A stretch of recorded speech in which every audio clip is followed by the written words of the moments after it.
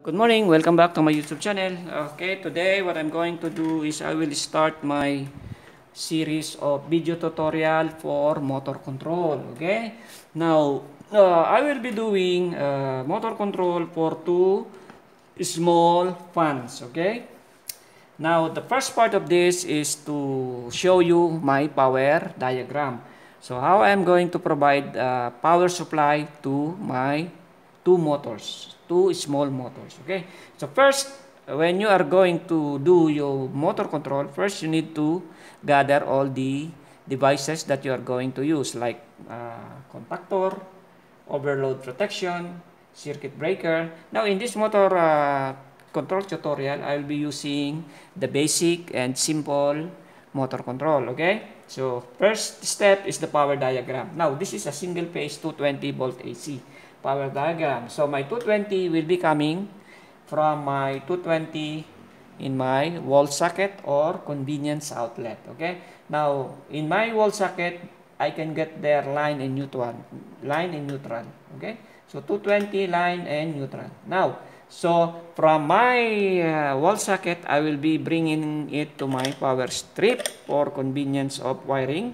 Okay, then first I will tap one wire from the line. Then I will bring it to the incoming terminal of my circuit breaker. By the way, the circuit breaker is the one isolating the circuit if there is a direct short. When you say direct short, it is line and neutral touches each other, so it will create a very high current.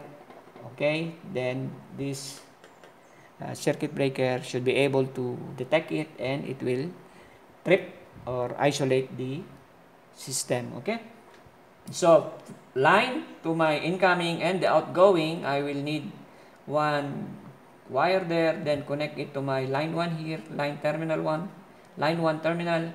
Then as you can see, my contactor and my overload protection is attached to each other. Okay, so this is how it will be connected as shown in my power diagram. Okay, so from line 1, it will go out in the terminal T1 of my overload protection. Then I have a small jumper going to T2.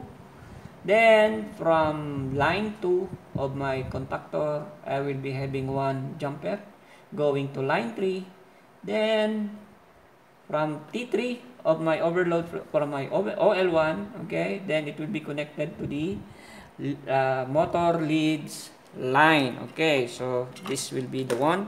Okay, as you can see, this motor has two wire. Okay, the blue is the neutral and the brown is the line. Okay, so my from T3 it will be connected to motor line wire. Then from neutral, I will be connecting one cable going to the neutral lead of my motor. Then from there, I can share that neutral to the next motor, M2. Likewise, my connection to the motor 2 will be the same for motor 1. Okay, so this is a simple power connection. Okay, so in my next tutorial, I will be showing you the actual wiring. So I hope I will be able to give a new engineer, especially mechanical engineers, how they are going to do a simple motor control. Okay, now again I will show you now the different components. Okay, what I have here is the circuit breaker. Okay, so this one is my circuit breaker. Okay, so this is the incoming part, and this is at the bottom is my outgoing. Okay, so I already show you the power diagram connection. Now let me explain the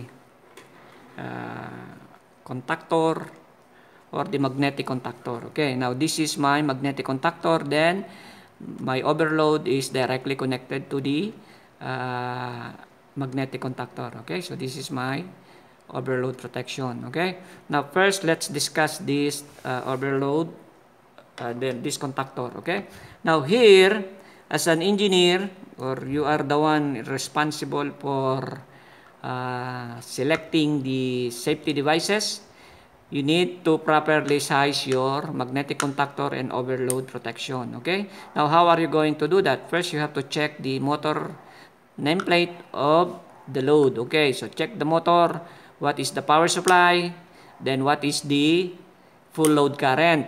Okay, so if the full load current, let's say 4 amperes, now you have to select a contactor, a magnetic contactor that is capable of handling the 4 amperes full load current. Okay, so you have to select also an overload protection that is capable of detecting above 4 amperes current. Okay, now this magnetic contactor, okay, you have to first you have to know first what is the control voltage. Now I have here a small transformer. Okay, this is my transformer.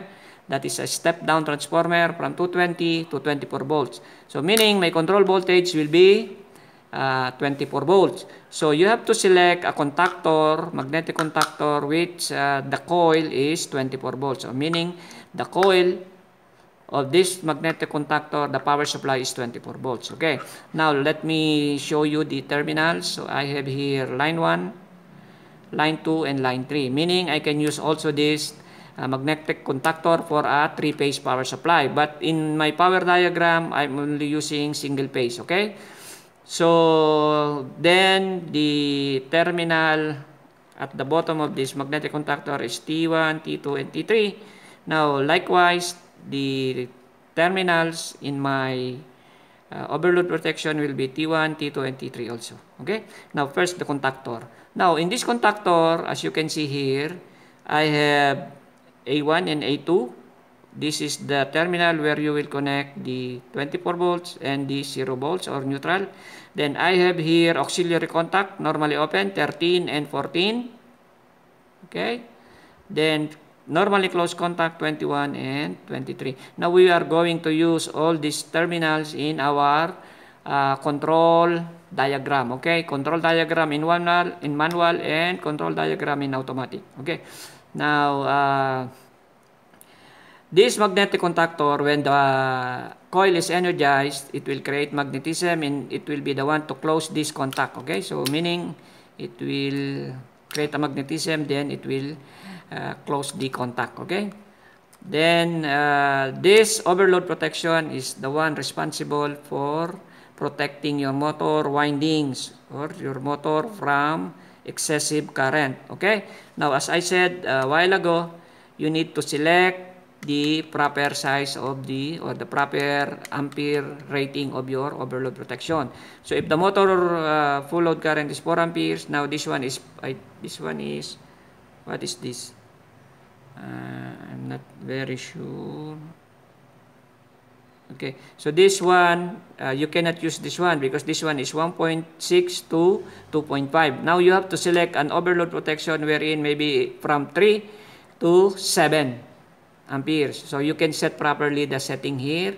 So if it is 4 amperes full load current, you can set it to let's say 4.2, 4.3, 4.5. Okay, now here also there is a test provision here. If you will, we will be using this if we will be doing the control. Okay, so we can test what happens if it trips or it detects high current. Okay, now if it trips, you can also reset it. Okay, so this will be the one for resetting. Okay, now what are the terminals here? There is also 2 terminals here.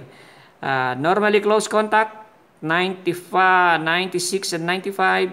Okay, 95 and 96. Then normally open contact 97 and 98. Okay, now we will be using these contacts for our control. Okay, so this is the basic device that we are going to use in our motor control. Now the load is a small motor. Okay, this is a small motor with there is a fan attached directly to the shaft of the motor. Okay, so this is a 220 or single phase motor.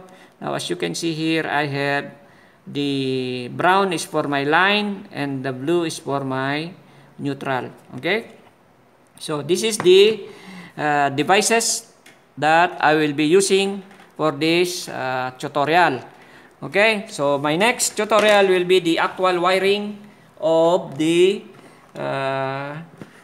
power diagram. As I show you a while ago, the power diagram, we will try to follow the connection. Then we will, after the connection is finished, I mean the termination of the power is finished, then we will try to test our connection or our power diagram if it is correct or it is working. Okay, so once again, thank you very much for watching this short video clip, my first tutorial for motor control, showing you the power connection based on a power diagram. Okay, so again, if you are new to my channel, please don't forget to subscribe, and you can also click the notification bell, and you can leave your comment.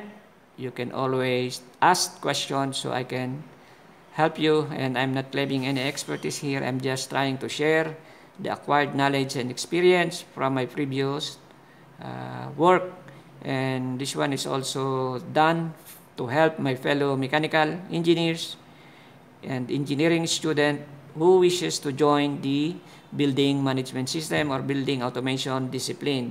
So Santos Capellan Jr. saying God bless us all, and bye for now.